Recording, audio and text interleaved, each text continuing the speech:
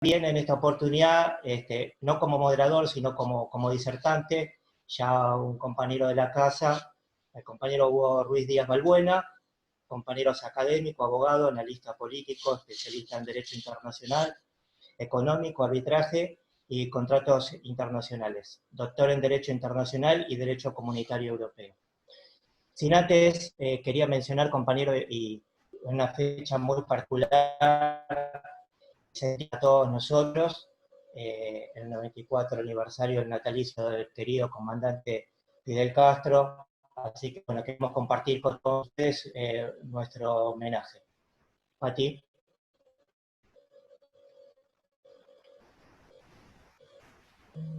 Buenas tardes. Te paso la... Sí. Buenas tardes, compañeros, compañeras.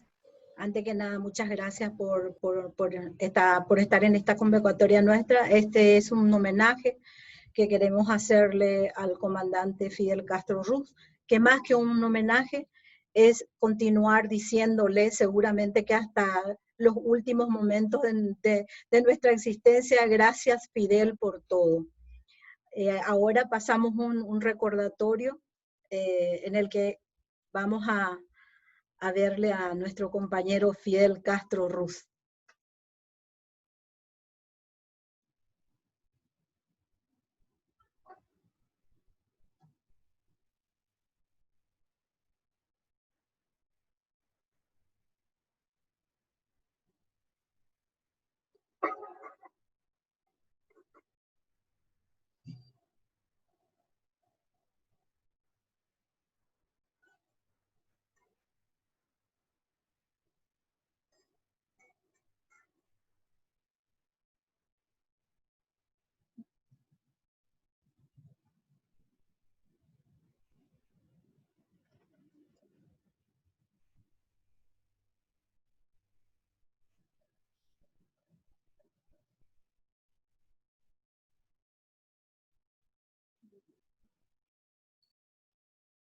Y es que ya,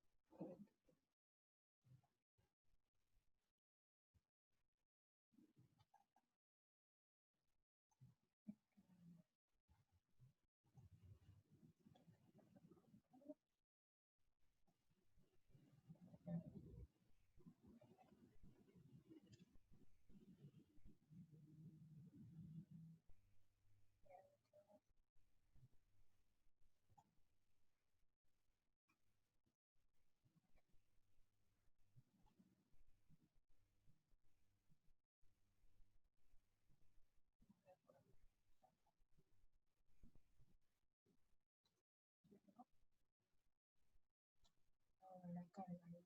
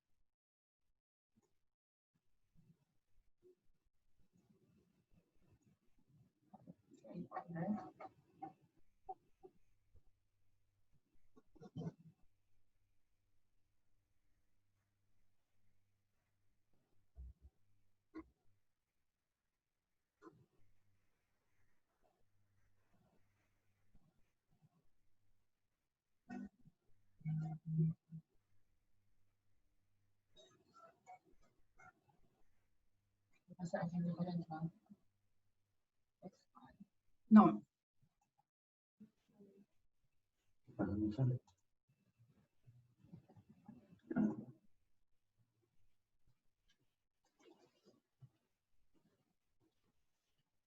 Él va a empezar a hablar, ponerme allá. Hola, bueno compañeros, no sé, un problema técnico, en todo caso Fati lo podemos pasar al final, son cosas que pasan.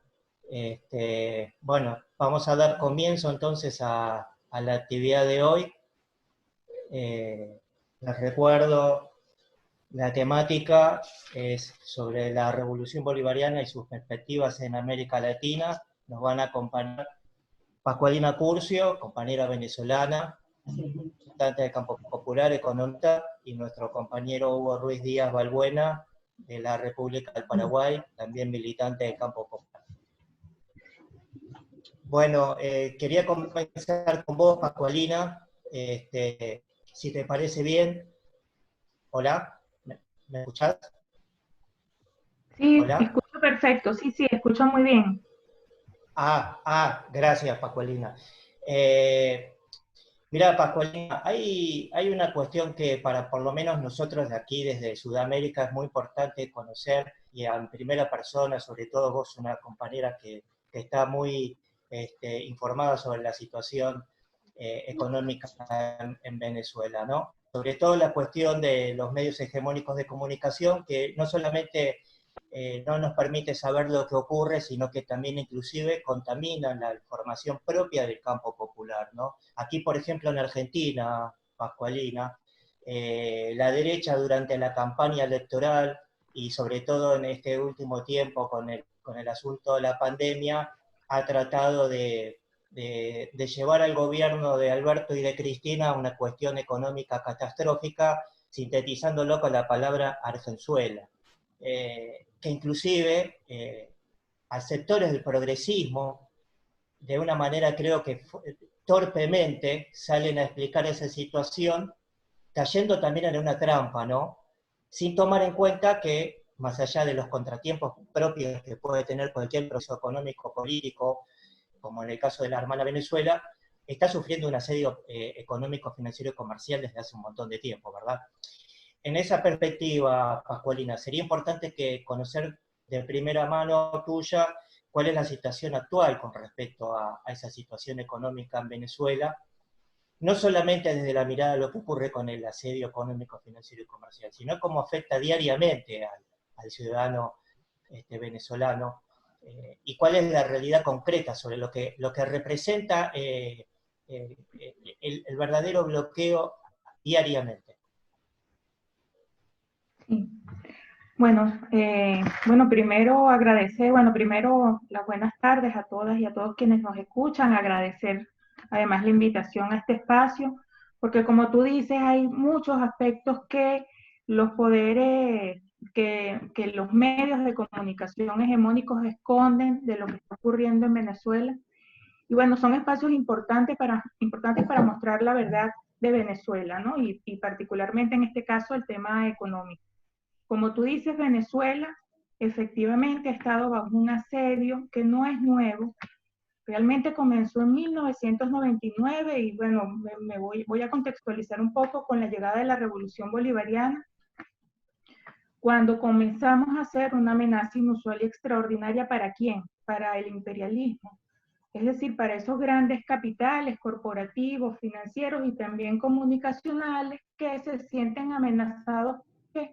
Bueno, porque de manera soberana el pueblo venezolano en el 99 decidió, de la mano del comandante Chávez, iniciar un proceso revolucionario que avance hacia un modelo alternativo al capitalismo, hacia el socialismo, pero además somos un país que tenemos muchas riquezas, una riqueza en petróleo, oro, minerales, etcétera, que este imperialismo, digamos, de los cuales quiere hacerse, ¿no? Desde ese momento comenzó el asedio, no es nuevo.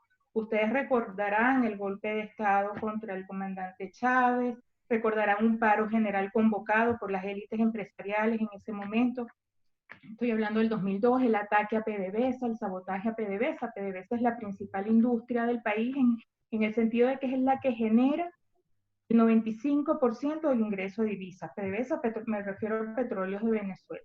Es decir, es un asedio que es desde hace tiempo, pero que además no están probando con Venezuela, y quizás es uno de los mensajes que quisiéramos llevar, sobre todo fuera de nuestras fronteras. Esto es un libreto que han aplicado, que el imperialismo ha aplicado cada vez que los pueblos deciden avanzar hacia un sistema distinto, hacia un sistema justo y de igualdad. Ustedes saben, ocurrió con la revolución sandinista, ocurrió también con el proyecto de Salvador Allende, con la misma revolución bolchevique. Es decir, son libretos que van ajustando, van adaptando, y que es un libreto que no comenzó en los 80, sino incluso con la doctrina de contención, ¿no? Discúlpenme que me vaya un poco hacia atrás y que contextualice, pero eso es lo que enmarca esta situación que estamos viviendo en Venezuela, pero que intensifican, que comienzan en el 99, pero que intensifican en el 2013, con la partida física del comandante Chávez, el inicio del gobierno del presidente Nicolás Maduro, y digamos que no solo intensifican, sino que han ido en escalada. Entonces, entender lo que pasa en Venezuela, lo que está ocurriendo, particularmente desde el punto de vista económico, pasa por entender que estamos en el marco de una guerra no convencional. Es una guerra que no utiliza las armas convencionales, pero utiliza otro tipo de armas, de instrumentos. ¿Para qué? ¿Cuál es el objetivo? Desestabilizar desde el punto de vista social, político, económico, culpar paralelamente, y en eso se apoyan con los medios de comunicación, culpar al gobierno revolucionario, dicen que la responsabilidad es de las políticas y del modelo socialista. Así funciona, ¿no? Son unas guerras que no se pueden entender sin el apoyo de los medios de comunicación, como tú bien decías, y que uno de los instrumentos es el económico. Entonces, centrándonos en el aspecto económico, ¿qué armas han venido utilizando? Repito, no son novedosas, las han usado antes, y ya centrándonos desde el 2013 para acá, comenzaron con un desabastecimiento que ha sido programado y selectivo de bienes esenciales. ¿Por qué decimos programado y selectivo? Porque mientras había de todo, estoy hablando de 2013, 14 y 15, había de todo en los anaqueles, pues faltaban alimentos que más consume el venezolano, medicamentos, y por supuesto, ustedes recordarán esas largas colas que se veían para adquirir este tipo de bienes con una supuesta escasez.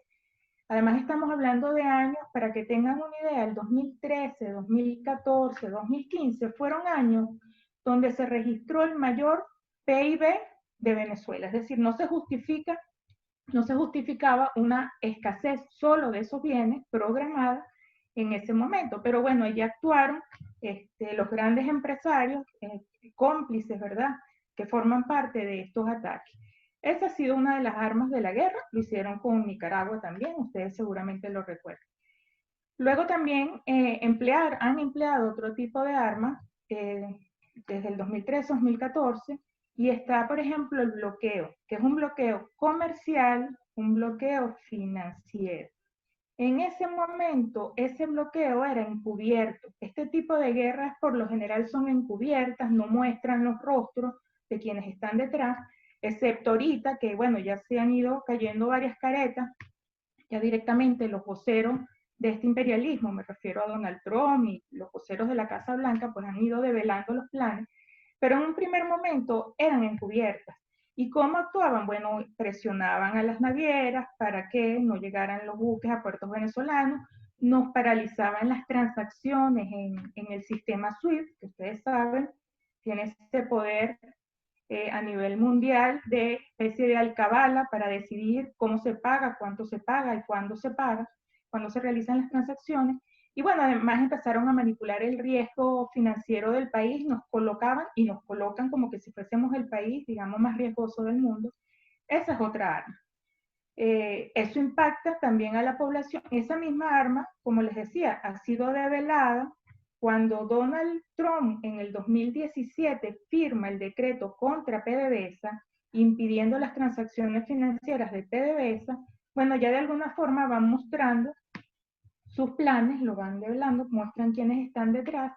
Y así, a partir de ese momento, 2017, bueno, el decreto para evitar las transacciones con el petro, con el oro, y bueno, ni hablar de recientemente el robo de la filial de PDVSA Citgo, el robo del oro en Inglaterra. Entonces han ido develando, pero tiene que ver, digamos, todo eso lo colocamos dentro de ese bloqueo. ¿Afecta por qué? Bueno, porque en la medida en que te bloquean comercialmente y financieramente, bueno, te dificulta la posibilidad de comprar fuera, importar materias primas e insumos para la producción nacional, además de los bienes finales, ¿no? Y eso impacta directamente a la población. Además que impacta directamente a PDVSA, y qué ocurre en el momento en que bloquean a PDVSA, pues entonces también dificulta, limita su producción, y la producción de PDVSA, y aquí me voy a detener un poco para mostrar cómo funciona la economía venezolana. Se dice mucho que Venezuela es un país monoproductor. Eso no es cierto, ¿no? Venezuela es un país que de todo lo que produce, solo el 15% es producción petrolera. El otro 85% es producción no petrolera. Y ahí, bueno, está la producción agrícola, manufacturera, comercial, etc. Lo que sí es Venezuela, lo que sí somos, es un país monoexportador. Por lo tanto, lo que ingresa en divisas depende principalmente del petróleo. Ese es un problema estructural en Venezuela. Y en el momento en que afectan y atacan PDVSA, sea por el bloqueo, porque le limita las transacciones comerciales, incluso por el tema de la caída de los precios del petróleo, que cayó 4 años consecutivos hasta el 2016, primera vez en la historia. Cada vez que afectan PDVSA, están afectando la economía nacional en general. ¿Por qué? Porque esas divisas son las que necesitamos para importar materias primas e insumos para la producción nacional, para cumplir con nuestros compromisos externos de deuda, etcétera, y para tener ahorros en nuestras reservas internacionales. Es decir, es estratégico. Eso, y repito, no es nuevo, parte de un libreto. No por casualidad a Allende le afectaron el precio del cobre, no por casualidad a Nicaragua todo lo que tenía que ver con las exportaciones agrícolas, etc. Entonces, bueno, digamos que todo, resumamos esta arma del bloqueo financiero y comercial en todas esas prácticas que han venido utilizando, incluyendo el ataque a PDVSA y el bloqueo a PDVSA. Y bueno, luego ha habido una tercera arma que a mi modo de ver y por los estudios que hemos venido realizando es la más poderosa y la que más ha afectado a la economía venezolana. Y realmente cuando uno habla de la economía venezolana no es de la economía venezolana, y ustedes lo saben, es al pueblo venezolano. O sea, la economía es el medio, pero es al pueblo venezolano a quien buscan afectar con todas estas prácticas. Y esa tercera arma que ha afectado al pueblo venezolano es el ataque a la moneda, el ataque al bolívar. Tampoco es un arma nueva, la han utilizado en Nicaragua, etcétera, en otros, digamos, en otras latitudes. ¿Y en qué consiste? Van posicionando, y también vamos a tener un poquito para explicar esta arma para los compañeros de Argentina. Cuando les esté hablando de esta arma, quizás lo comparan con lo que ustedes tienen, que es el dólar blue. Pero ¿cómo funciona esta arma? Van posicionando a través de portales web un precio del bolívar, un tipo de cambio que no es el verdadero tipo de cambio en Venezuela. Eso lo vienen haciendo desde el 2006, incluso estando el comandante Chávez con un control cambiario. Publicaban en las primeras planas de los periódicos un supuesto tipo de cambio que no era el real y que no era el oficial. Y luego han venido adaptándose y mejorando con las nuevas tecnologías, y ahorita lo hacen a través de portales web, ¿no? ¿Qué ocurre? Que ellos fijan ese tipo de cambio alto, y ese tipo de cambio aquí y en cualquier país del mundo que implica una depreciación, aunque sea ficticia, de la moneda, va a ser referencia de todos los precios de la economía, de todos los bienes y servicios. Es decir, si el tipo de cambio pasa de 10 bolívares por dólar a 20 bolívares por dólar, todos los productores se van a referenciar ese tipo de cambio, importen o no importen bienes para la producción. Entonces se empiezan a mover todas las estructuras de costos de la economía y por supuesto ese costo no lo asume el productor, sino que lo traslada al consumidor final. Cuando nosotros hablábamos de esto en el 2015, 2016, era imperceptible el asunto.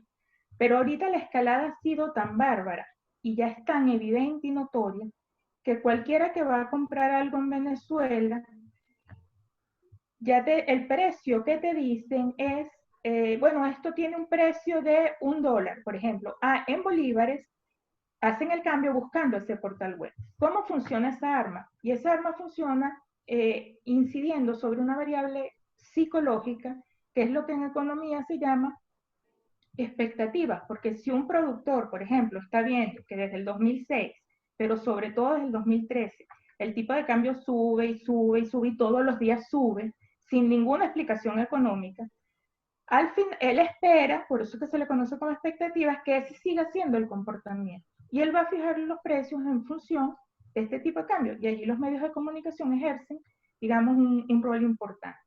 Bueno, ¿qué ocurre con el ataque al Bolívar, y digamos ese mecanismo, ¿no? Bueno, debo decir, para que tengan una idea de la magnitud del ataque al Bolívar. Desde el año 2012 hasta hoy, el ataque al Bolívar ha sido 300.000 millones%. Yo voy a repetir la cifra. 300.000 millones% ha sido la depreciación inducida del Bolívar.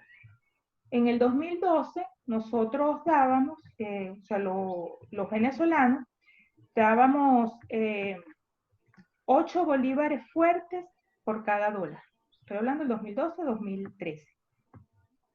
Y hoy, según esos portales, cada bolívar fuerte equivale a 300.000 millones de bolívares fuertes por cada dólar. Ustedes comprenderán que por más que hayan ocurrido muchas cosas en Venezuela en lo político, en lo social, incluso en lo económico, no hay manera de justificar esa variación de 300.000 millones% del Bolívar. Ha sido un ataque muy duro a la moneda. Uno de los más duros en cada vez que utilizan esta arma, que ellos saben que es una de las armas más poderosas. Ahora, ¿qué efecto tiene esto en la población? Cada vez que atacan el Bolívar, inducen la inflación. Aumentan los precios de todos los bienes y servicios de la economía. El año 2018 fue uno de los años que tuvimos una mayor inflación, llegó a 130.000% durante todo el 2018.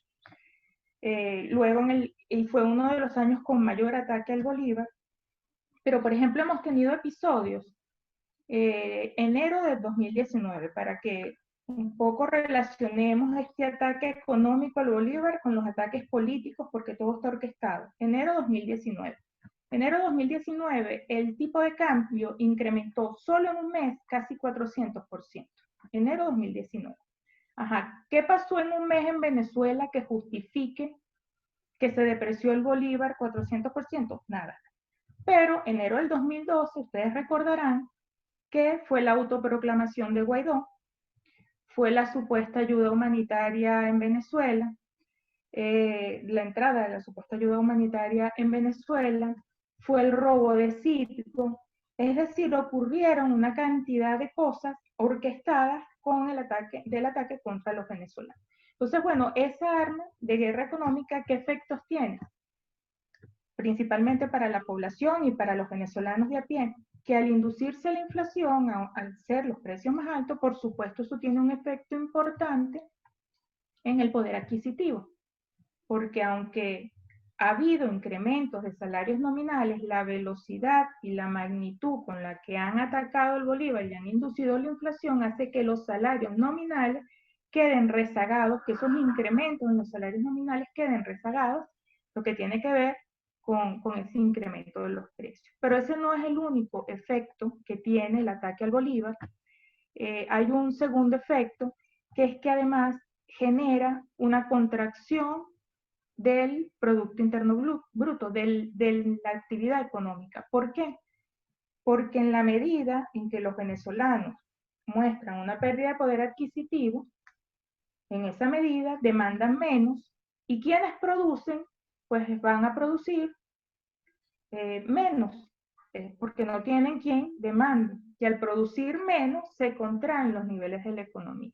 Cuando en Venezuela ha caído el Producto Interno Bruto, los niveles económicos, desde el 2013 para acá, hasta el año pasado, que son las cifras con las que se cuenta, alrededor del 60%, no es cualquier caída. Entonces estamos hablando de una inflación importante, un poco caracterizando lo que ocurre en Venezuela, una inflación, una hiperinflación realmente, porque hemos tenido meses con incrementos superiores al 50% mensual, pero además con una contracción económica que, como les digo, llega alrededor del 60%. Es lo que en economía se conoce como estanflación, pero que es consecuencia de lo que se conoce también como un shock de oferta. Y tiene otros efectos. Por eso les decía que es una de las armas más poderosas.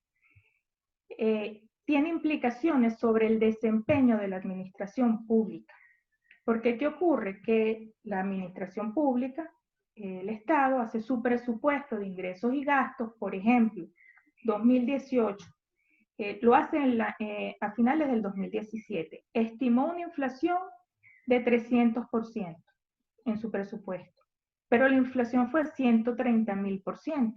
Entonces, ¿qué ocurre? Que obviamente el presupuesto no necesariamente alcanza para cumplir todas las metas. Entonces, al afectar el desempeño de la administración pública, ¿qué están afectando y cómo nos afecta a los venezolanos? El desempeño de la prestación del servicio de salud, educación, transporte, todo lo que viene desde lo público.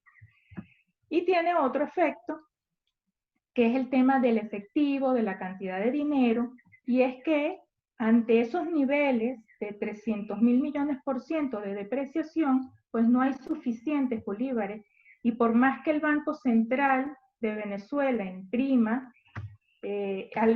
bolívares, nunca lo va a hacer al mismo ritmo. Entonces empiezan a escasear los bolívares y se comienza a observar también un fenómeno de transacciones con los dólares. Solamente para mostrarles esos 4 efectos de este ataque al bolívar, que es esta tercera arma en la guerra económica. Entonces, resumiendo, desabastecimiento fue el programado y selectivo, bloqueo comercial y financiero, y este ataque al bolívar que genera todo este tipo de efectos que por supuesto inciden sobre los venezolanos. La situación actual en Venezuela ciertamente es un incremento de los precios, una contracción de la economía, pero aquí lo importante es ver las causas. Y allí está el rol de los medios de comunicación, porque no es igual mostrar esta situación y con el poder hegemónico que tienen los medios de comunicación decir es culpa del gobierno, es culpa del modelo socialista, es culpa, etcétera, etcétera, a mostrar las causas, ¿no?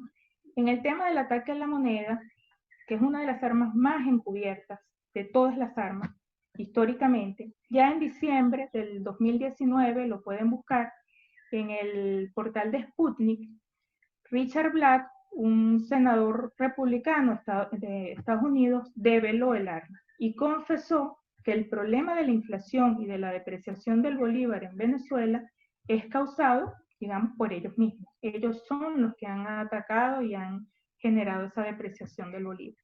Entonces, bueno, esa es la situación, digamos, pero en estos minutos haberla caracterizado, pero sobre todo el interés es mostrar las causas de la situación que actualmente vive Venezuela. No sé si con esto un poco respondo a tu inquietud, si quieres que conversemos algún otro tema en particular. Antes de devolver el derecho de palabra, para que tengan el número, hemos estimado el impacto de esta guerra económica y está alrededor de 194.000 millones de dólares. ¿Qué incluyen esos 194.000 millones de dólares? Incluyen alrededor de 25.000 millones de dólares correspondientes al bloqueo, dinero nuestro que está en los bancos internacionales bloqueado, incluye el robo de Citgo, incluye el robo del oro, de esos 194.000, esos 25.000, y luego incluye lo que hemos dejado de producir, que equivale a esa caída del 60%, consecuencia del ataque a PDVSA y consecuencia del ataque al bolívar. 194.000 millones de dólares para los venezolanos, para que tengan una referencia. Es algo así como un año y medio de producción nacional. Producimos en condiciones normales unos 110.000, 120.000 millones de dólares al año. Equivale a más de 30 años de importación de alimentos y medicamentos. Es decir, no es cualquier cosa el ataque que hemos recibido en Venezuela. Bueno, ahora sí devuelvo el derecho de palabra. No sé si tienes alguna otra inquietud, algo que aclarar. Gracias, Pascualina. No, lo que podemos hacer en el transcurso del conversatorio, y aparte quiero aprovechar la oportunidad también para decirle a todos los compañeros que están participando que habilitamos el chat para que puedan dejar sus preguntas para darle continuidad a esta actividad. Muy preciso y sintético y puntual la respuesta, Pascualina. Quiero contarles, compañeros que están participando, compañeros de Guatemala, de Venezuela, de Paraguay, de Ecuador, de Argentina, así que bueno, bienvenidos a todos. Y antes de pasarle la palabra a Hugo, quería hacer también mención de que este ciclo de charlas es organizado en conjunto con la Biblioteca Popular Hugo Chávez Frías de Paraguay, el Seminario Internacional de Intelectuales y Académicos Progresistas y la Secretaría de Relaciones Internacionales de la Corriente Peronista Descamisados. Hugo, bueno, bienvenido. Gracias por ofrecernos también tu pensamiento. Te quería hacer una pregunta. Después digamos, de la caída de la Unión Soviética, comenzó en Cuba lo que se llamó el periodo especial, ¿no? Y tomando en cuenta que hoy es una fecha tan importante para toda la patria grande, sobre el natalicio de Fidel, digo, Cuba, más allá de todos los altibajos y de los contratiempos que generó esa situación y los posteriores bloqueos, supo dar respuestas, inclusive manteniendo índices muy por encima de países desarrollados en materia de salud, educación, cultura, esparcimiento.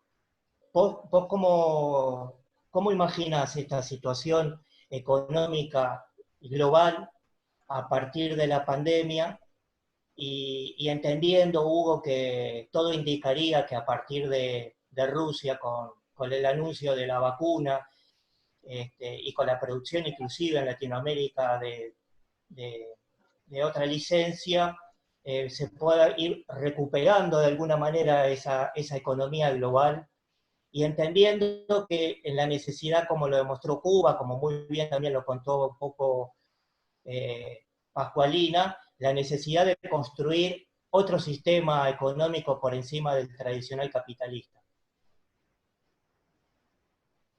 Buenas tardes, compañeros, compañeras, un saludo solidario a todos y todas. Y antes de comenzar, digamos, reiterar más que un homenaje, digamos, un recordatorio a este gran hombre, ¿no? A esta gran persona, ejemplo de humanismo, de liderazgo, de diligencia, sobre todo de coherencia moral, ética y política e ideológica, que es Fidel Castro, ¿no? Es de los hombres que nunca van más allá, sino que permanecen en la historia, en el movimiento histórico y en la conciencia de los pueblos, ¿no? Dicho esto, en realidad tu pregunta es bastante amplia, digamos, y quisiera empezar por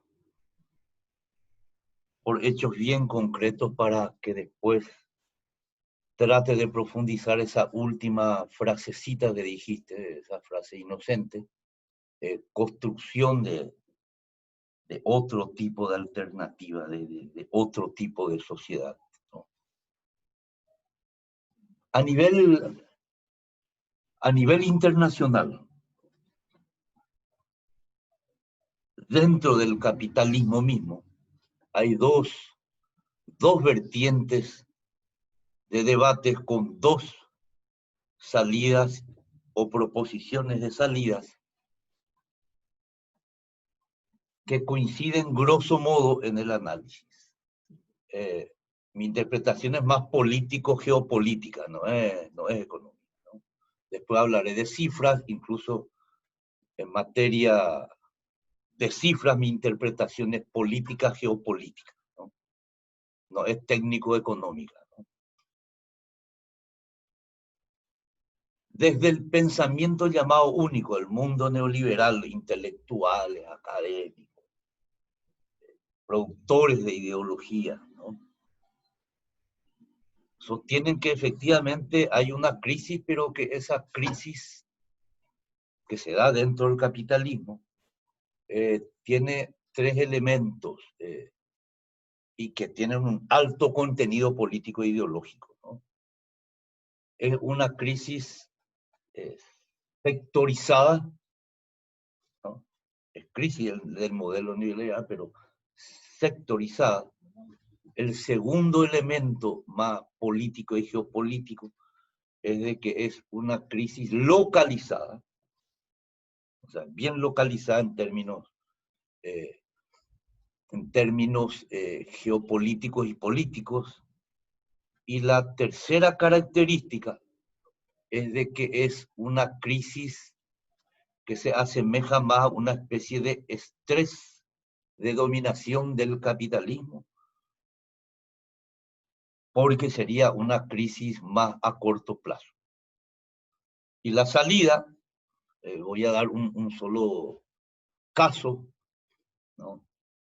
El Banco Central Europeo acaba de inundar de miles de millones de euros España. O sea, la salida es inyectar más moneda, como lo hace Estados Unidos igualmente, ¿no? Que el problema no es técnico, el problema es político, porque allí España ya está endeudado hasta el cogote, Alemania 60% de su PIB, Holanda 60% de su PIB, etcétera, etcétera. El problema no es técnico, la salida es político-ideológica dentro del mismo sistema neoliberal. Dentro del sistema capitalista siempre tenemos al sector de centro-izquierda y a la socialdemocracia, que coincide básicamente con el análisis neoliberal. Los socialistas hoy coinciden con ese análisis en Francia, Paraguay, en Bolivia, todo coincide, incluso un gran sector de la izquierda coincide y asume el análisis político, geopolítico, neoliberal con aspectos técnicos relativamente diferenciados. Pero la divergencia aparece porque en esta segunda vertiente crítica, algunos plantean situaciones más o menos análogas, similares o asimilables a la crisis de la previa a la Segunda Guerra Mundial, llamada de una feroz disputa interimperialista. Hablando incluso de situaciones en forma absolutamente incongruente, ¿no? De situaciones similares como la Revolución Española, tomando eso como paradigma para después plantear su propia salida, ¿no? Y hay dos elementos diferenciales en términos políticos. Por parte de centro-izquierda institucionalizada y una izquierda bien cooptada, ¿no? Que ambas corrientes se asimilan más, se parecen más al posmodernismo antes que a un socialismo incluso históricamente fundado en clases, ¿no? La primera diferencia es de que esta crisis tendría como causa la desregulación de los mercados, el famoso, las privatizaciones, pero básicamente es la desregulación, sería el elemento más político. Y meten otro elemento más de naturaleza moral, hobbesiana, smithiana, no sé yo qué, ¿no? Y que la crisis también obedece a la codicia personal, individual y colectiva del mundo financiero.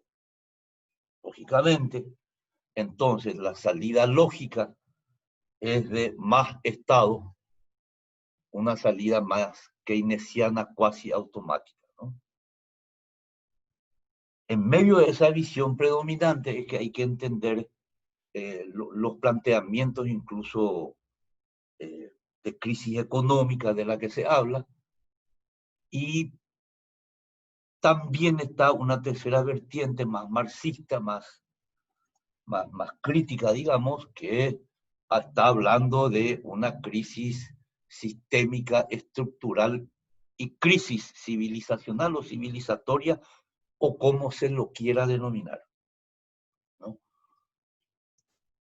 En ese contexto, digamos, es importante tener en cuenta, en medio de todos esos debates, de que en las dos anteriores se plantean el status quo, ver un capitalismo con rostro más humano, un imperialismo mucho más comprensivo con los pueblos, o sea, que en vez de tirar 1000 misiles, tiren solo 500, que en vez de acogotar a Venezuela tal cual lo están ahorcando, o a Cuba, saquen la soga y le pongan solo una guillotina. Un imperialismo mucho más humano, ¿no? Con rostro mucho más humano, más sensible. Entonces, como dicen varios pensadores, incluso en América Latina, la respuesta es más capitalismo, porque vamos a tener más capitalismo y por siglos y tal vez por milenios. Asumen en forma indirecta, desde el punto de vista ideológico-político, la tesis de Fukuyama, ¿no? En realidad el fin de la historia, no se quiere asumir que es el fin de la historia, pero sí se asume de que tenemos todavía el capitalismo e imperialismo por siglos y siglos. Por lo tanto, es absurdo hoy plantear transformaciones sociales, ¿no? En uno de los penúltimos encuentros le lancé un poco una pregunta, es cierto, era una interrogante de provocación a Marta Ortega, ¿no? Justamente sobre este tema, ¿no? Y dentro de ese espectro también es que políticamente, dentro de la tercera perspectiva analítica, es que es innegable de que cuando se habla de crisis se evitan las caracterizaciones de la crisis, ¿no? Todo el mundo habla de crisis del capitalismo, hasta los neoliberales están hablando del crisis del capitalismo. La revista Foro de México habla de crisis del capitalismo neoliberal, ¿no? Y la crisis en realidad no se reduce a cifras ni a asimilaciones de esta crisis teniendo origen en el 2008 y que se prolonga, etcétera, etcétera. Sino que la crisis también tiene aspectos profundamente políticos, ideológicos, estructurales, geopolíticos y geoestratégicos. ¿Quién puede dudar hoy de la pérdida de crisis, de credibilidad, ya no solo de legitimidad, de credibilidad del imperialismo norteamericano como centro y motor del actual modelo de expansión capitalista fundada sobre la predación y sobre la sobreexplotación del trabajo? Porque el problema no es técnico, el problema es siempre político e ideológico, ¿no? ¿Quién puede negar hoy, incluso no siendo marxista, quién puede negar hoy que hay disputa de poder hegemónico y disputa de poder a nivel mundial, tanto en el plano geopolítico, estratégico, tecnológico, económico, que podríamos denominar disputa por el control de los asuntos mundiales? No se puede negar, esas son hechos que evidencian situaciones reales, objetivas, concretas, independientemente de que yo las piense o no, o que yo las conciba o no. ¿Quién puede negar hoy, en este mismo momento, de que en América Latina también los gobiernos que son resultado de golpe de Estado, bajo diversas modalidades, bajo diversas modalidades. O incluso gobiernos que continúan dentro de un modelo, hoy están en crisis no solo económica, sino de legitimidad y credibilidad. Cito a Chile. O tenemos el bloqueo general de huelga indefinida y paro indefinida en Bolivia. O fijémonos lo que pasó con Macri. ¿Ya? Fijémonos lo que pasó con Macri. O lo que está pasando en Perú. Se habla muy poco de Perú. O lo que está pasando en Colombia, que es una política estructural en medio de una crisis consistente en proyectos, planificación y ejecución de crímenes de lesa humanidad racionalmente y en gran escala y además repandido en el tiempo. Honduras, Guatemala, Estados Unidos, ¿no? La actual desaparición y disgregación de la Unión Europea que existe solo en el mapa y en algunos tratados, digamos, como el Tratado Fundacional de la Unión Europea, y donde la institucionalidad se reduce a reuniones burocráticas que no van más allá de eso. Mientras que en el interior se desarrolla una enorme, feroz carnicería de disputa entre una Francia absolutamente debilitada, disgregada por los problemas sociales internos, la crisis del capitalismo, y una Alemania que pretende salvar el capitalismo, pero como siempre, los alemanes siempre llegaron muy tarde en la repartija del botín y cada vez que intentaron participar en la repartija del botín terminaron mal. Y hoy ya no está en condiciones ni siquiera de disputar el liderazgo dentro de Europa, más allá de las fronteras Schengen o más allá incluso de las fronteras de la Unión Europea. Porque no es más que una satrapía dentro de esta crisis, ¿no? No logra ni siquiera políticamente independizarse mínimamente de la OTAN, ¿no? Y participa de lleno con algunas que otras declaraciones o disturbios, ¿no?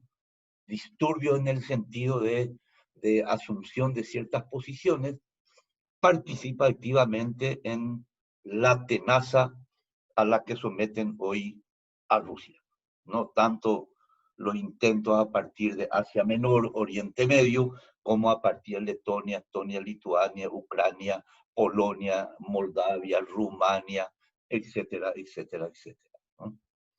En ese conjunto de aspectos es de que sí se puede decir de que la crisis del capitalismo es una crisis sistémica y estructural y civilizatoria. Civilizatoria porque la única respuesta que tienen es continuar con ese mismo modelo de predación, con ese mismo modelo de crisis dentro de salidas cada vez más radicales hacia el neofascismo, ¿no? Hacia el neofascismo. Es lógico, es cierto, es real y hay que admitirlo, de que no es el coronavirus el que va a derrumbar al capitalismo, ¿ya? Y allí hay que ser honestos y modestos también, ¿no? Sin embargo, y acá vienen los aspectos, digamos, para que se abran los debates de fondo, sin embargo, hay no solo resistencia, ¿ya?, sino que hay situaciones insurreccionales. En Chile ya hace más de un año, todos los días, represiones, movimientos, fuera incluso de la hegemonía y dirección de la izquierda institucionalizada o no. Bolivia la misma cosa. Si miramos Brasil, también está en esa situación. Paraguay no escapa. Hace 2 o 3 semanas incendiaron toda una ciudad, ¿no? Tuvieron que salir los militares y plomear con balas a la población, ¿no? Para hablar solo de algunos aspectos que merecen una reflexión que va más allá de la pura institucionalidad capitalista, ¿no? Además, se da una crisis innegable de predación de recursos naturales. O sea, las posibilidades reales objetiva de un reciclamiento en términos políticos, ideológicos y estructurales del capitalismo en medio de disputas, en donde incluso el centro imperial está en desfasaje tecnológico con respecto a China, por ejemplo, ¿no? Las posibilidades de un reciclaje son casi nulas, ¿no? Y las guerras clásicas tradicionales, la industria militar tradicional como espacio de disputa y salida y solución a la crisis, hoy es más que nunca un mecanismo incierto incluso para el imperialismo norteamericano, en medio de esta pandemia, ¿no? Ni siquiera las expediciones militares con alta tecnología hoy ya logran el objetivo de atemorizar y hacer retroceder a pueblos enteros, como hasta el 2011 lo hacían sin mayores problemas y sin mayores inconvenientes. Cito el caso de Libia. Entraron, se pasearon, se fue Hillary Clinton y dijo literalmente, vine, estoy y lo matamos. Así no es el tema, ¿no? Así de fácil era. Mientras que ahora la situación es mucho más compleja, ¿no? Algunos sostienen incluso de que, bueno, no hay mucha alternativa porque es una crisis netamente capitalista, ¿no? Eso reflejaría una visión, sí, correcta en el sentido de que es básicamente una disputa de ese tipo, pero que sea una disputa de esa naturaleza no obsta, si uno guarda un poco la memoria histórica, no obsta de que incluso dentro de disputas mucho más graves, como lo fueron las de la Primera Guerra Mundial, en donde la disputa era netamente, esencialmente interimperialista, por la repartija de colonias y por también encontrar nuevos métodos de acumulación, no existía ni una sola alternativa. Y sin embargo, apareció la revolución bolchevique. No es solo una cuestión de memoria histórica.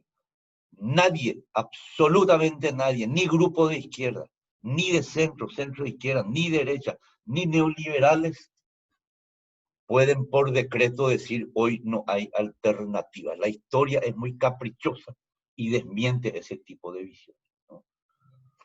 Porque si sostuviéramos incluso la tesis de la izquierda muy repandida hoy, de que acá no hay alternativa, pues que Cuba baje las banderas, ya que no hay alternativa. O sea, extremizo en términos de coherencia político-ideológica, ¿no? Las consecuencias de ese tipo de tesis. Creo que me hago entender perfectamente. Venezuela no tiene sentido para Venezuela, ya que vamos a tener, según la izquierda radical, por un milenio o siglos más, el capitalismo. Bueno, no tiene sentido que Venezuela siga peleando por el socialismo. Entregámonos más y esperamos una ocasión mayor para nuestros descendientes, si es que el planeta Tierra sigue existiendo, a ver si se hace o no la revolución, ¿no? Y además son tesis extremadamente conservadoras. Si tomamos solo el ejemplo de la revolución bolivariana, o pongamos incluso el caso de Fidel, si hubieran pensado por un segundo que la relación de fuerzas no permitía el cambio, bueno, pues no habría ni revolución cubana, ni revolución bolivariana. Creo que me hago entender perfectamente. Porque las condiciones materiales de reproducción del capitalismo hoy están estancadas, esas condiciones. Y en medio de eso, es importantísimo hoy repetir, tener en cuenta, asimilar, aprender que son los pueblos los que cambian la historia. Marx lo desarrolla eso en tesis 3 sobre Feuerbach, ¿no?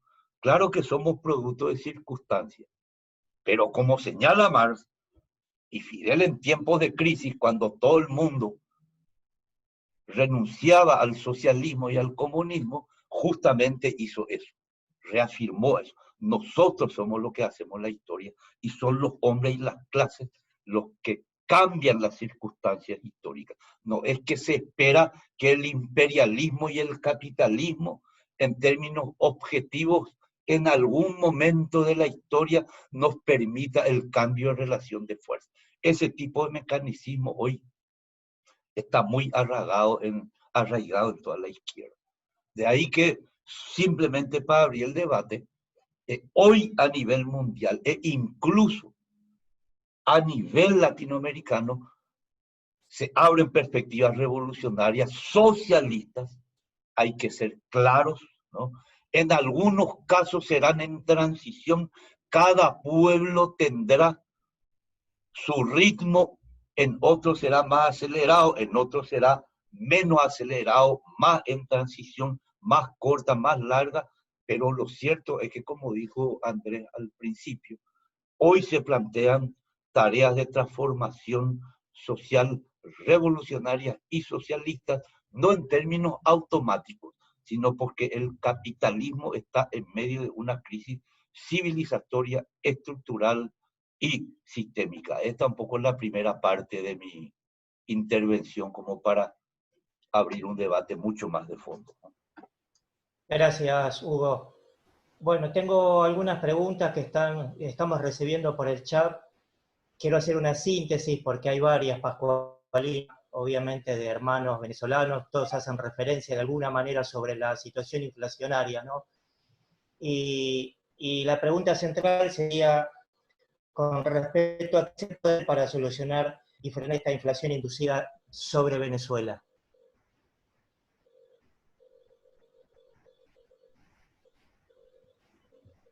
¿Respondo ya, Andrés, a esa pregunta? Sí, por favor. Sí.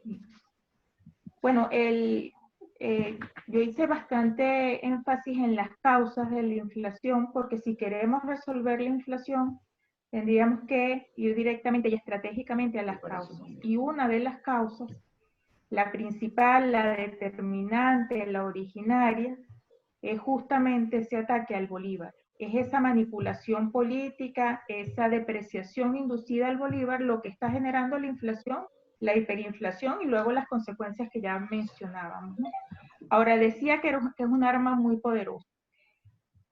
Una de las propuestas, y eso no necesariamente es que sea la fórmula mágica para resolverlo, es que en la medida en que la economía venezolana cuente con mayores reservas internacionales, en esa misma medida la posibilidad de que ataquen al Bolívar es menor. No necesariamente elimina el ataque al Bolívar, pero es un atenuante, disminuye la posibilidad, ¿no?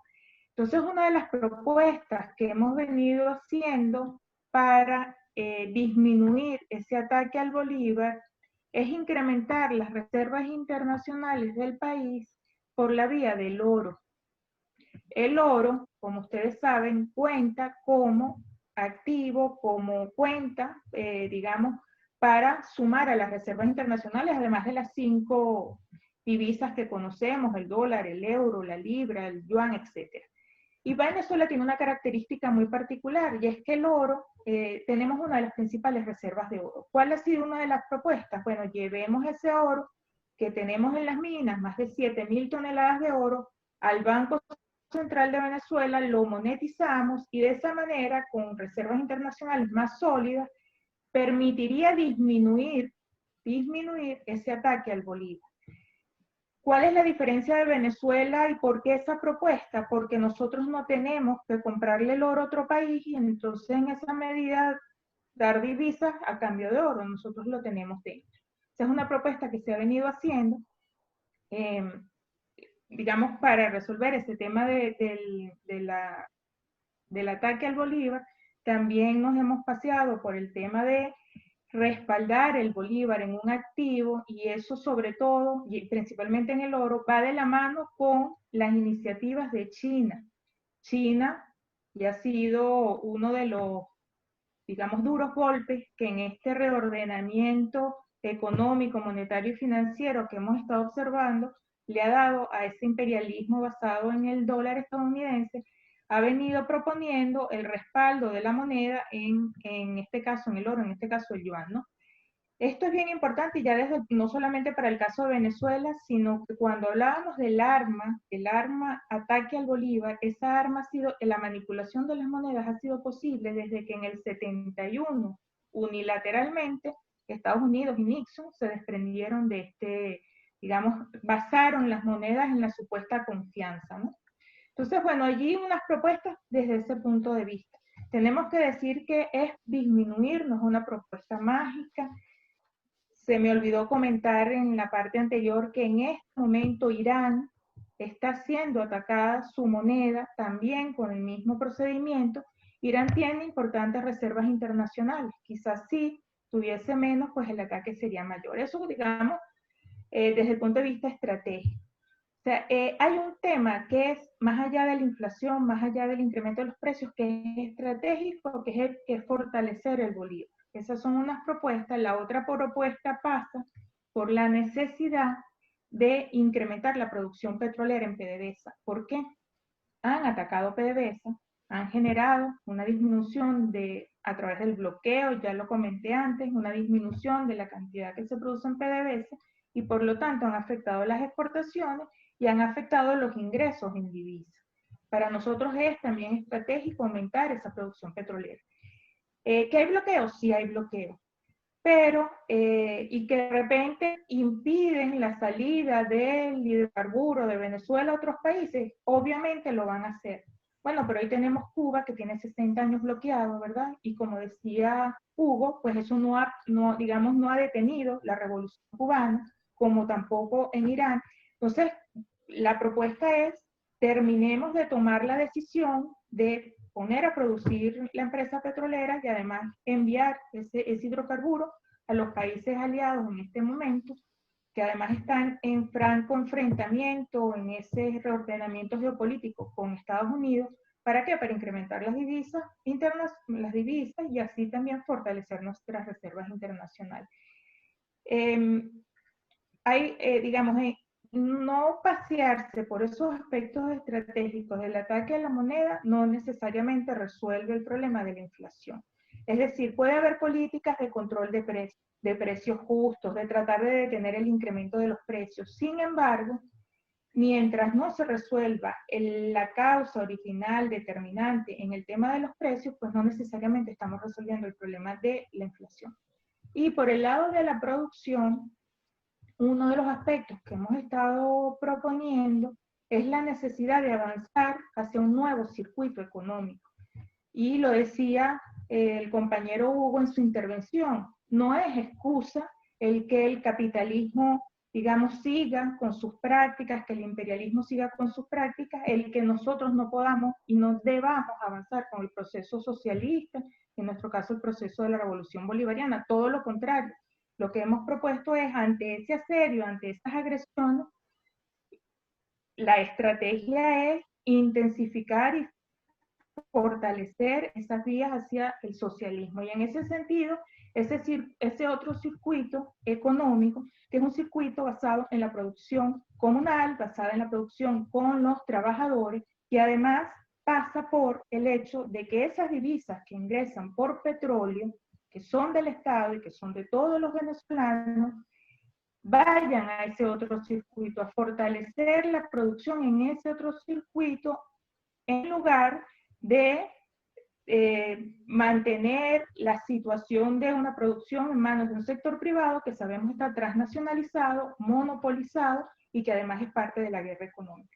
Es decir, son varias las propuestas, no hay una propuesta para el compañero, la compañera que pregunta, no hay una solución mágica, hay aspectos que tienen que ver con lo estructural, con el uso de las divisas en Venezuela provenientes de la exportación de petróleo, que tributen a la producción nacional, pero además una producción de quién, con quién y para quién, una producción socializada en manos de las comunas, de los trabajadores, pero además una propuesta que va por el tema de evitar ese ataque a la moneda, ¿no?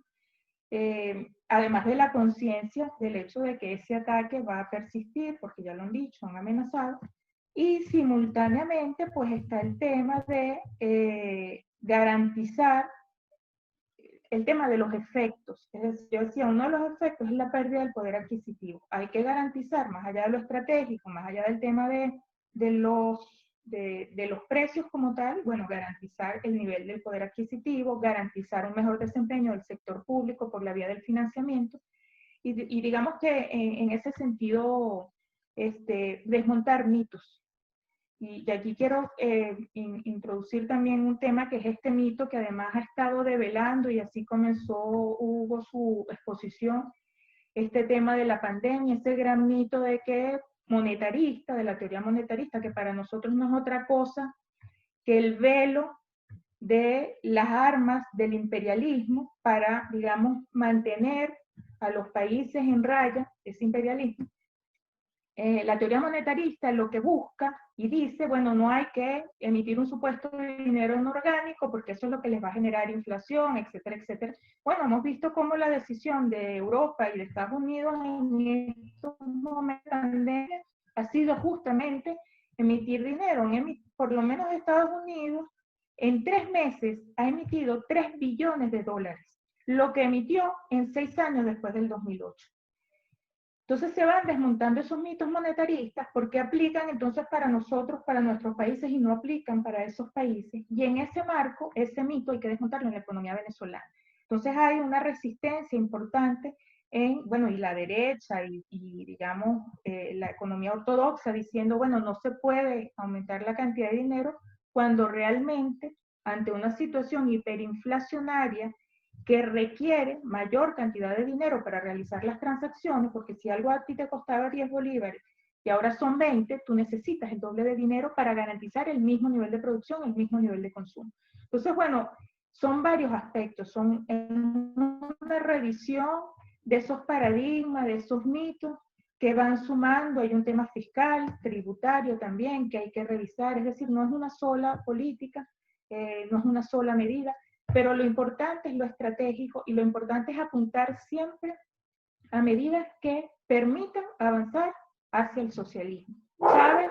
Cada vez que alguien le presentaba una política, una medida, la pregunta de rigor era, explícame dónde está el socialismo en esa política. O sea, ¿cómo nos va a permitir, además de resolver y sortear lo que está ocurriendo, cómo nos va a permitir avanzar hacia lo que queremos, que es ese modelo y ese sistema socialista? Yo coincido con Hugo totalmente en que no hay excusas, y sobre todo en este momento no hay excusas. Chávez en el Foro de Sao Paulo nadie hablaba de socialismo y levantó, excepto, digamos, los casos ya conocidos, la Revolución Cubana, y levantó la mano diciendo es hacia el socialismo. Y es hacia el socialismo y esa es la vía, ¿no? Y más en esta situación donde el capitalismo, coincido, está en una crisis civilizatoria, y no nos perdonaríamos aprovechar esa situación quienes queremos avanzar hacia un mundo más justo. Pero no solamente que se está demostrando esa crisis, quizás la pandemia ha venido también a visibilizarla más, a dejar, digamos, al descubierto muchos aspectos que no solamente tocan el neoliberalismo, sino el modo de producción basado en la explotación, sino que además hay un reordenamiento mundial donde Estados Unidos como imperio pareciera que está perdiendo desde hace décadas, no es nuevo, poder, espacio económico, con una moneda que está en franca caída, una deuda externa impagable, 21 billones de dólares, y resulta que sus reservas internacionales no dan ni para el 2% del pago de esa deuda, versus países como China, que tienen una deuda muchísimo menor, pero que con sus reservas pagan el 190% de la deuda. Eso no lo muestran los medios de comunicación, lo muestran los números del Banco Mundial, son números incluso del Departamento del Tesoro de Estados Unidos, pero es una realidad, lo oculta. O sea, Estados Unidos está en una situación de dependencia comercial con China, con un problema en su moneda que cada vez pierde más valor, digamos, amenazado por una nueva ruta comercial que implica un nuevo sistema monetario, un nuevo sistema financiero que implica pérdida del poder de este hegemón. Y bueno, esas son las situaciones que quienes queremos avanzar hacia un mundo de igualdad, de justicia social, no nos podríamos perdonar si nos replegamos y decimos, bueno, no están dadas las condiciones, nunca van a estar dadas las condiciones. Más bien ahora, digamos, aprovechar la situación para replantearse, avanzar en estos, digamos, en este nuevo orden mundial, pero basado en un sistema, un modo de producción que no se basa en la explotación. Y coincido también con Hugo, y eso depende de los pueblos. Son los pueblos conscientes los que van a impulsar digamos, estos cambios. Requerimos líderes también, ¿verdad?, que canalicen, pero son los pueblos que, digamos, de manera organizada y consciente, deben impulsar estos cambios y enfrentar, digamos, este sistema. Lo dejo hasta aquí, Andrés, no sé, hay otra pregunta. Gracias, Pascualina. Le vamos a hacer una consulta, una pregunta al compañero Hugo, de un compañero que está participando. Hugo, Sí, sí. una pregunta con condimento. Como te gusta a vos, ¿por qué pensar que luego del capitalismo es inevitable el triunfo socialista? ¿Acaso la caída de la URSS no viene marcando un retroceso global? Te repito la pregunta, ¿la escuchaste? Es más, es más que picante tu pregunta, o esa pregunta, ¿no? Y creo que la historia realmente es la mejor partera, ¿no? No hay otra, no hay otra. Cuando eso pasó yo estaba por allá, y yo he visto a comunistas en la calle, pero no estoy hablando de 5 o 10, estoy hablando de cientos de miles de comunistas en la Europa occidental, no en la ex oriental, ¿no? Tirando su carnet de afiliación al Partido Comunista francés, italiano, holandés, inglés, alemán, todo lo que ustedes quieran, ¿no? Con el argumento que acá se terminó y se terminó. Ya no hablamos más de Marx, no hablemos más de Engels, terminaron las clases sociales, terminó la lucha de clases, terminó la historia, acá tenemos capitalismo, el mismo cuento, capitalismo por aproximadamente, decían, unos 500 años más. Entonces, y en ese momento, un hombre extraordinario, cuando se dieron los debates en Cuba, ¿no? Sale este señor llamado Fidel Castro y dice, acá las universidades se van a seguir llamando Carlos Marx, Lenin y Engels. Las condiciones objetivas no daban, las condiciones subjetivas a nivel internacional tampoco daban. ¿Verdad? Y no me olvido de ese discurso de Fidel, ¿no? En Cuba se va a seguir construyendo el socialismo y no se va a renunciar a esa tarea en favor de la humanidad, ¿no? Por eso te decía, la pregunta es más que picante y yo respondo con la historia, con hechos concretos. Claro que el socialismo ya era inviable según los economistas, incluso de izquierda de la época, ¿no? Hay miles de anécdotas que contar dentro de la Unión Europea, de los que eran de izquierda, intelectuales, académicos, ¿no? Y cuando todo parecía que efectivamente nos íbamos hacia los 1000 años más del Reich, ya allí ya soy sarcástico, ¿no? No es que estoy mezclando, ¿eh?, de los 1000 años del Reich, que era el capitalismo, ¿no? De repente el pueblo venezolano le designa a Hugo Chávez como el motor de transformación no solo en Venezuela, sino posteriormente a nivel regional. En ese momento era indiscutible la hegemonía cuasi absoluta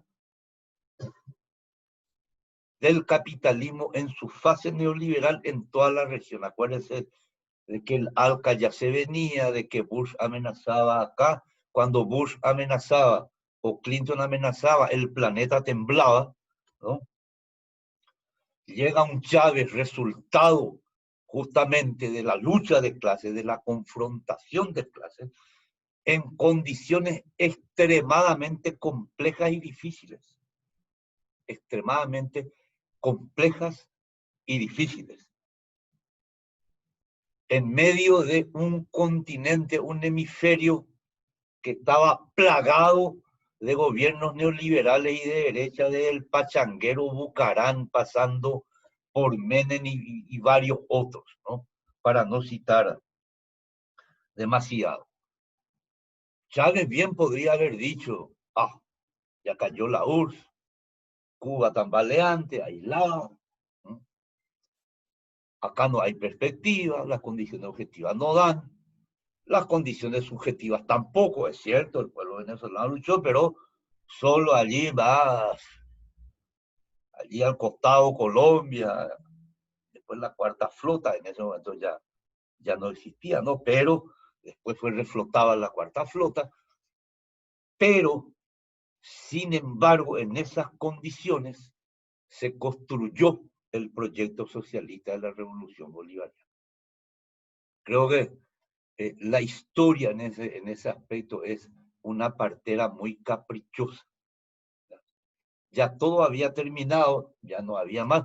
Sin embargo, los pueblos, incluso latinoamericanos, a través de la movilización, agudizan, confrontan, meten en crisis y muestran los límites estructurales del neoliberalismo que se impuso a sangre y fuego acá en toda la región. ¿Quién de nosotros va a olvidar la lucha del agua en Bolivia, las masacres del Gringo Lozada, ¿no? ¿Quién va a olvidar el nefasto rol, ¿no?, que cumplió un general aparentemente nacionalista, ¿no?, y que también masacró y que tuvo como única respuesta, digamos, la represión más violenta, o que también, digamos, en Centroamérica se dieron los mismos procesos de desestructuración y de confrontación de clases,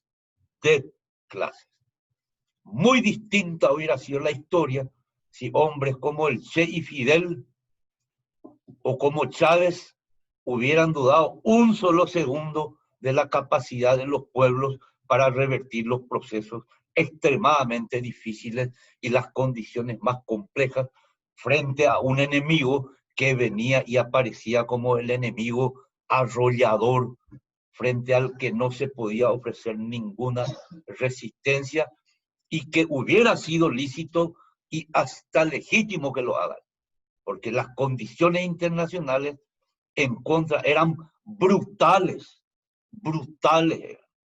¿no? Además, con una conquista de los espíritus a nivel internacional, incluso a nivel de los pueblos, que los antiguos economistas políticos, geopolíticos de izquierda eran los más fanáticos defensores del capitalismo en su fase de expansión neoliberal, ¿no? Otro hecho más simple. A pesar de eso, la Revolución Cubana subsistió, sobrevivió y hoy sigue siendo un ejemplo.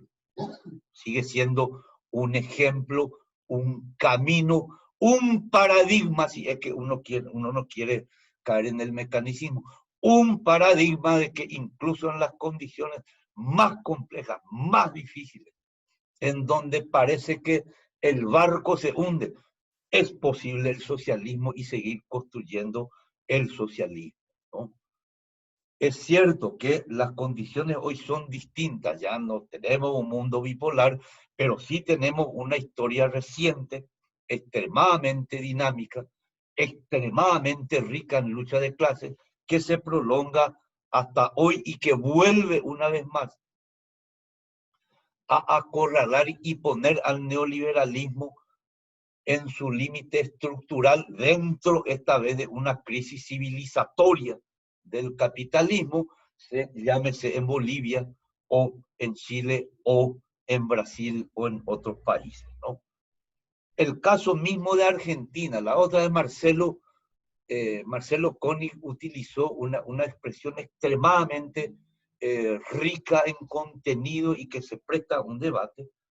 Él calificó lo que estaba pasando en Argentina como proceso de transición, una transición, ¿no? Una transición. Claro, frente al capitalismo, esa es la reivindicación, ese es el modelo que hay que contraponer, pero siempre en contraposición a. Es decir, de que se está construyendo un modelo alternativo, no en forma automática, sino que se da un proceso de transición hacia, probablemente, uno no sabe, no vamos a entrar en profecías, hacia probablemente nuevas transformaciones sociales que se planteen en el interior, digamos, de ese proceso de transición, ¿no?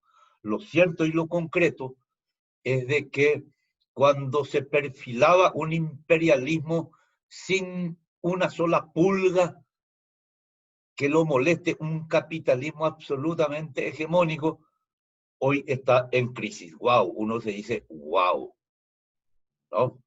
Que la ideología dominante y la conquista de los espíritus sí juega un rol fenomenal, como dice Gramsci, para alienar, enajenar e incluso a los que fueron y las que fueron revolucionarios y revolucionarias, conquistarlos para efectivamente cerrar toda posibilidad de debate sobre transformación social. En eso también coincidimos profundamente con la compañera Curcio, ¿no? Pero valga, digamos, esta última reflexión como para ir avanzando y para no tomar todo el tiempo porque nos queda ya poco, ¿no? Lo cierto y lo concreto es que independientemente de nuestra voluntad, los pueblos siguen peleando. Y si hay problemas de dirección, ese no es problema del pueblo. El pueblo va a designar después. El argumento de la izquierda o incluso revolucionaria, no hay dirigentes, por el surgimiento de dirigentes no es un problema automático, no es un problema de decretos. Valga la anécdota de Lenin estando en Suiza con los jóvenes en enero de 1917, cuando ya bajó su bandera, ese famoso encuentro en donde él dice, nosotros ya estamos viejos, ustedes los jóvenes van a tomar el relevo porque las perspectivas revolucionarias están cerradas. Batatún, batatán, en octubre, la feroz revolución bolchevique, ¿no? Y Lenin tuvo que salir corriendo de Suiza para apersonarse. Los pueblos no piden permiso a nadie. Y son los pueblos los que después van a designar a sus propios dirigentes, como fue el caso de designar a Lenin y a todo ese equipo para dirigir esa revolución. Insisto, la partera es la historia, es la partera maestra de la historia. Y tenemos experiencias extremadamente ricas, recientes de luchar nuestros pueblos. Incluso también tenemos grandes victorias, ciertas derrotas, como fue el caso de la llegada de Macri, ¿no? El neofascista, al gobierno en la gestión del Estado en Argentina, pero que el dinamismo de ese mismo pueblo enseguida, en términos de confrontación de paradigma y modelo, ni siquiera lo permitió desarrollar en una segunda fase esa subordinación absoluta hasta desvergonzada a los intereses imperialistas, ¿no? Yo estimo de que, y varios compañeros y movimientos sociales, intelectuales, académicos, militantes, de que sí, a pesar de ese doloroso hecho reciente del fracaso de una experiencia histórica como lo fue la experiencia socialista en la URSS y otros pueblos y otros países, ¿no? Sin embargo, hoy revoluciones como la cubana se sigue sosteniendo no por arte de magia, sino por la lucha de los pueblos a nivel internacional y la solidaridad de esos pueblos. Y hay que sacar todas las consecuencias político-ideológicas, incluso estratégicas, de ese hecho, ¿no? Hoy más que nunca la internacionalización es fundamental. Cada pueblo tendrá su propio ritmo, su propio nivel de desarrollo de lucha de clases, su propio nivel de confrontación de paradigmas con las clases dominantes. Pero lo que sí cuesta admitir dentro del discurso de la izquierda es que desapareció la lucha de clases. Ya no hay más lucha de clases. Ya no hay más Estado clasista, capitalista, desarrollado, subdesarrollado, periférico, o Estado capitalista, subdesarrollado, periferia de la periferia. Ya no existe, como diría Gramsci, clase dominante y clase dominada, ¿no? Eso, digamos, lleva a una especie de derrotismo y a una especie de entreguismo, porque el pretexto y el argumento de que las condiciones subjetivas no dan, en realidad refleja una posición netamente burocrática y de acomodamiento, digamos, y de pérdida de perspectivas estratégicas de solidaridad y